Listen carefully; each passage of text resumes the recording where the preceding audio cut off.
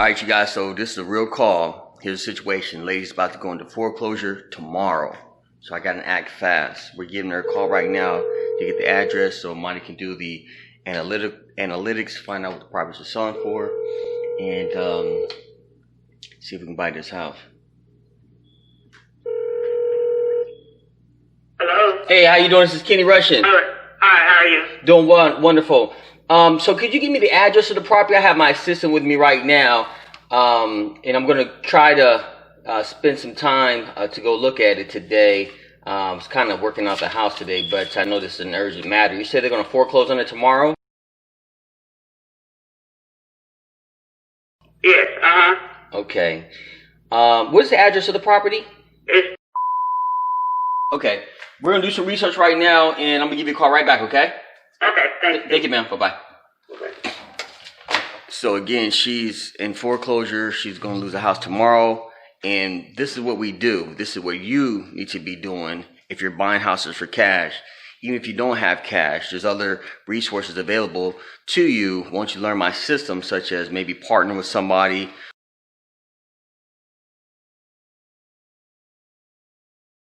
working with a hard money lender.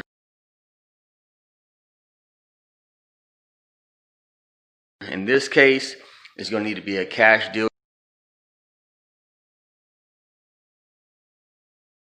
Shows $85,000 based on a call that I had with her earlier. Probably depending on what the analytics look like as far as what comparables,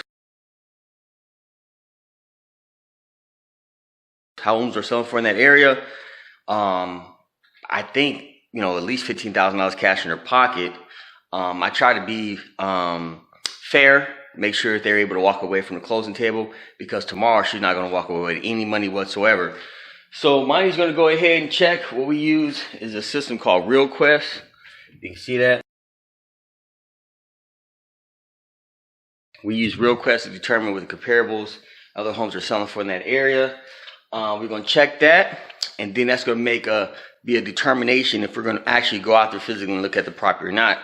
If the comps don't look well, then we're probably not going to look at the property. But in this case, it's 10 bedrooms, 5 bathrooms. She said she wanted to convert it to an assisted living facility.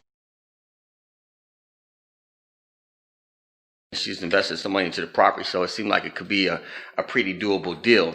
So we'll see you guys soon. We're going to check these comparables and report back to you. We'll Monty finish up with the analytics, and we got a RealQuest report right here. Seems to me that she bought this property for $85,000 back in 2012. If you find in properties that people purchased like in 2019, 11, 12, that was after the real estate boom, and at that time there were some really good prices for some of these properties. So typically there's going to be equity in this property. The closest comp is less square footage, if you can tell right here, sold for $230,000. So that's a good sign as well. The bad sign is that this house is the biggest property in the area. Therefore, it can be challenging trying to find some comps. So here's what the property looks like. It's about 4,000 square feet. She was going to use it as an assisted living facility, and we actually have one of those right now that we just put on the market. So what we're going to do now is Monty's going to check Hillsborough County property records and find out what the zoning is, because that can make a big difference. I'm thinking it's probably residential.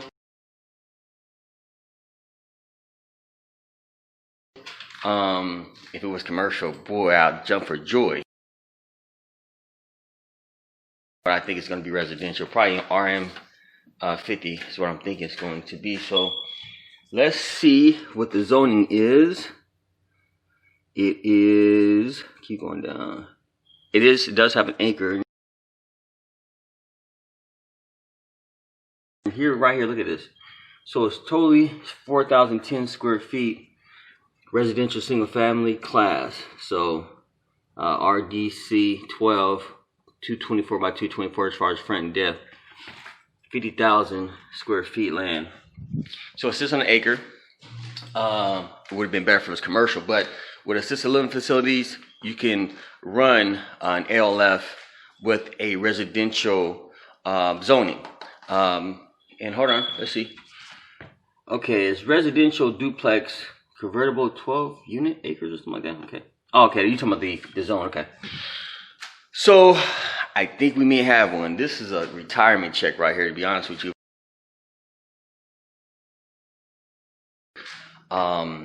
Because the profit, if I flipped it, I can make some substantial amount of money. If I decided to hold on to it for cash flow, if I was able to put an administrator in there in order to administrate the assisted living facility, it could be a good deal as well. So we're going to call her, schedule an appointment, go out there and take a look at this property, and see what we can do. Now, what I'm also going to do right now is send this information over to my attorney and have him start running the process of the title search.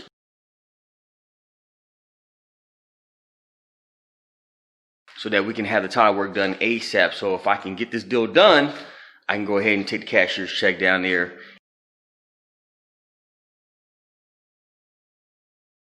and buy it. So you guys just hang in there with us. You're gonna learn a lot in this video right here, okay? This is real estate investing. All right, we're gonna call her.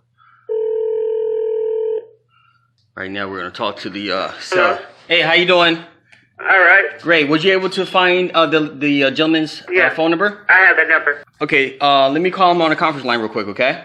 Okay. All right. So we're gonna go ahead and call this attorney. We learned that that a local attorney has the mortgage on this property. He's the one who's foreclosing out on her. So we're gonna call this guy with her on the phone, because typically they won't give out information unless the person who obtained the mortgage is available, or if you have a payoff letter.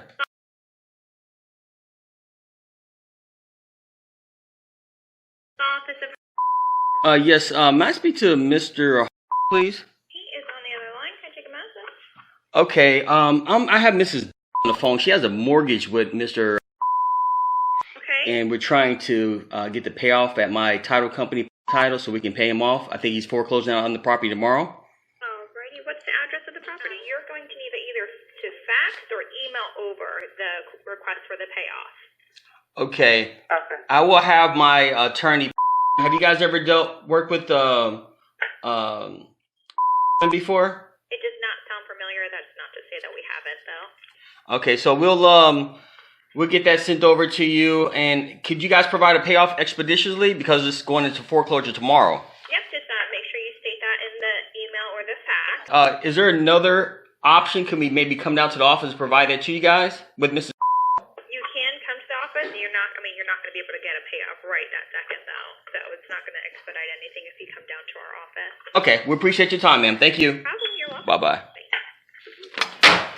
So basically what we're trying to do is we want to, and I shared something incorrectly earlier.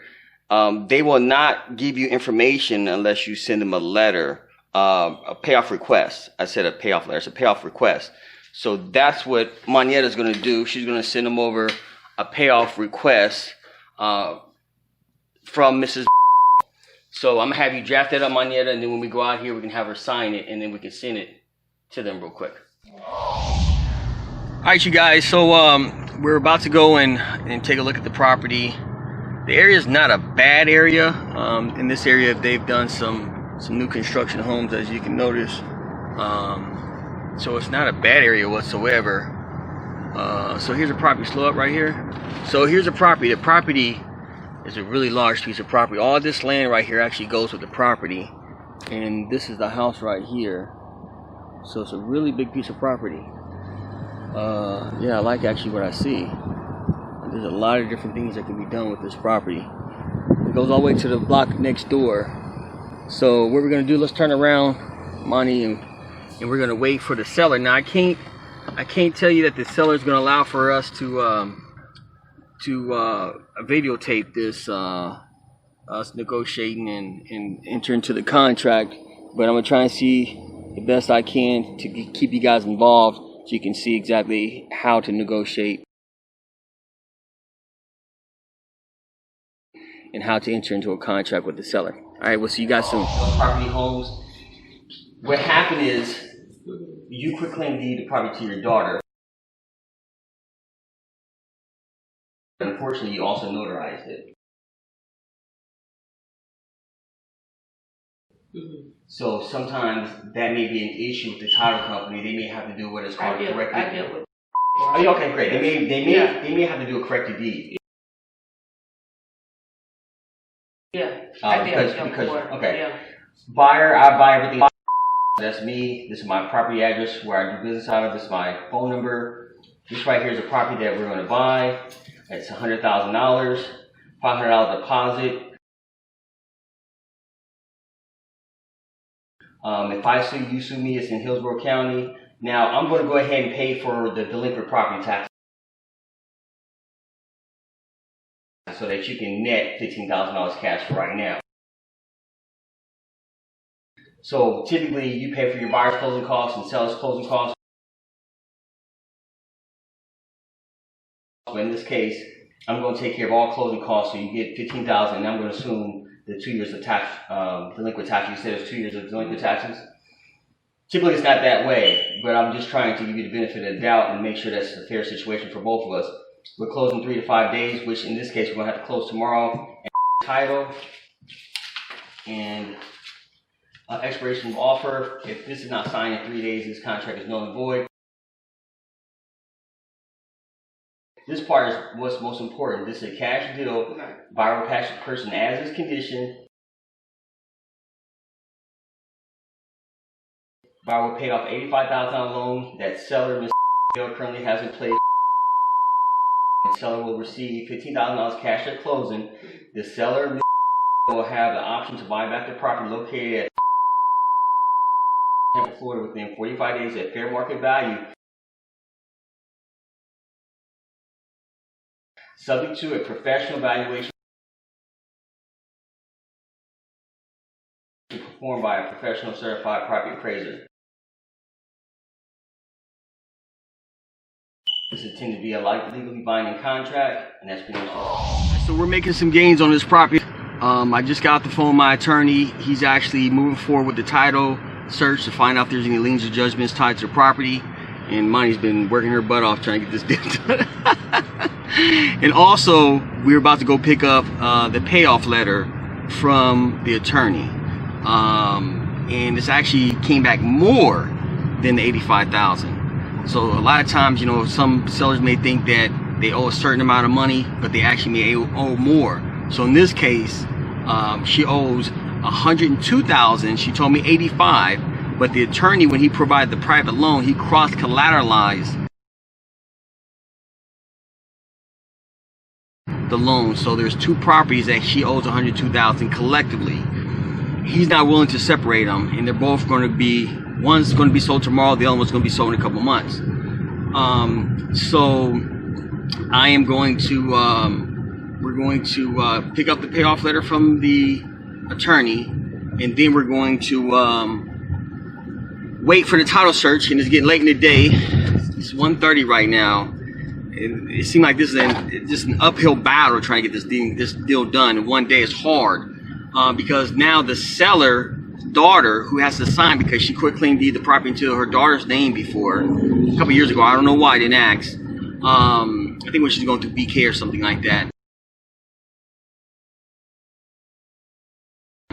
But she's got to sign a corrected quit claim deed because the old quit claim deed that she executed, she also notarized that quit claim deed as the seller, and you can't do that. It's got to be separate. You got to get a notary to do that if you're actually the seller and have some interest in the property. So you guys just hang in there with us. We're gonna try and get this thing done. I can't guarantee it, but I'm gonna try my best. Monty's gonna try as well. All right, you guys just stick with us. All right, you guys, we are leaving the attorney's office right now, and I have in my possession the payoff. So the payoff is precisely $101,532.38. Here's all the fees. $10,470 for bankruptcy attorney fees, $3,500 foreclosure attorney fees post judgment, $69,000 was the original final judgment. So now what we're gonna do is we're gonna go to the title company, drop this off, so they'll have it. Now, typically in a situation like this, we don't do all this run around, but because we're trying to close this deal in one day, we had to do a lot of this stuff ourselves. So let's go to the title company, money. All right, here we go, you guys. We just went to go get this cashier's check for $101,532. I think you can read it right there. We're trying to work on this deal to get it to the close, and we picked up our son just in case we was running late, and we are running late because right now we got to take this cashier's check to the title company.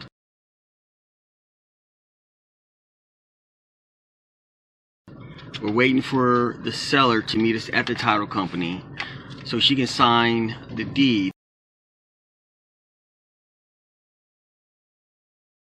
Now, I forgot, some other things have transpired since the last recording. She ends up owing $18,000 in property taxes.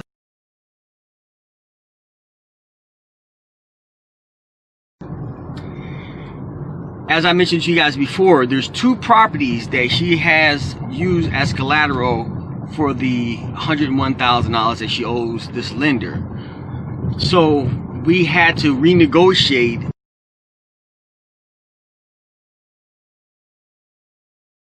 the deal, and here's what we've come up with. She doesn't have the $18,000 or $19,000 to pay the property taxes, but she's going to own this other property free and clear. So in order to get this deal done, she's willing to deed over the other house to me. I'm going to buy it from her for $42,500, of which she's going to use 19 of that in order to pay off the property taxes. So technically I have to bring another check to the closing table in a couple days from now for that property for $24,000. But she's going to deed the property over to me today. All right, so we just closed the deal.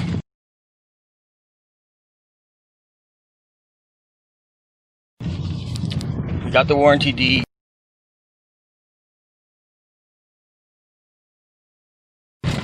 The lady deeded over the two properties, of which I'm taking this cashier's check right now to the attorney, and this is going to be a wrap. I bought the two properties. This took a day, and it started off being one property, then we had to add the other one so she can have some money to cover the property taxes, and now this is a wrap. We got this thing done in a day.